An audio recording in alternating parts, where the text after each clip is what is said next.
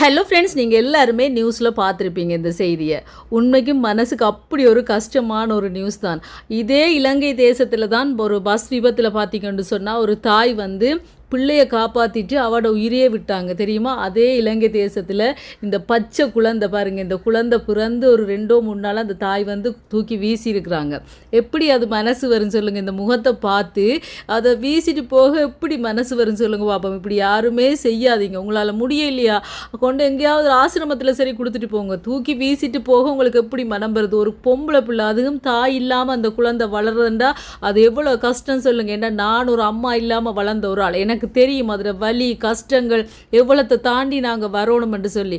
அந்த பொம்பளை பிள்ளையை நீங்கள் தூக்கிட்டு போயிருக்கிறீங்க. ஆனால் ஆண்டவற்ற கிருபையில் அந்த பிள்ளைக்கு ஒரு நல்ல வாழ்க்கை கிடைச்சிட்டு நான் கேள்விப்பட்டேன். நான் அது உண்மை பொய்யா எனக்கு தெரியல. ஜெர்மனுக்கு போகுதுன்னு சொல்லினோம். ஆனால் அப்படி போச்சுன்னா உண்மைக்கு எனக்கு என்ன போல சந்தோஷப்படுறாக்கள் யாருமே இருக்க முடியாது. உண்மையாக இதே உலகத்தில் எத்தனையோ பேர் குழந்தைகள் இல்லாமல் தவிக்கணும் தெரியுமா? ஆனால் நீங்கள் இப்படி செய்யவே கூடாது. பாருங்கள், அந்த பிள்ளையோட சிரிப்பை பாருங்கள், அந்த கண் அசைவை பாருங்கள், அந்த மழலையை பார்த்து எப்படி உங்களுக்கு தூக்கம் வரும்? எப்படி நீங்கள் அப்படி செய்ய உங்களுக்கு மனசு வருதோ தெரியல. ஆனால் இப்படி ஒன்று இனிமேல் நடக்கவே கூடாது. இலங்கை தேசத்திலே இல்லை, எந்த இடத்துலையுமே இப்படியான ஒரு நிகழ்வுகள் நடக்கவே கூடாது. அதுக்கு கடவுள் தான் கெரியில் ஒரு முடிவு கட்டணும்.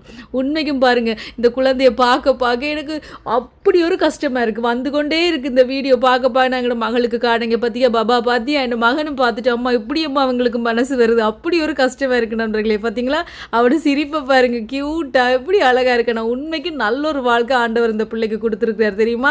நல்லா இருக்கணும் மட்டும் நீங்கள் எல்லாருமே இந்த பிள்ளைக்காக ப்ரே பண்ணிக்கொள்ளுங்க. பார்க்கவே அப்படி ஒரு ஆசையாக இருக்குது இந்த க்யூட் பேபிக்கு. நீங்கள் எல்லாரும் ஒரு லைக் போடுங்க.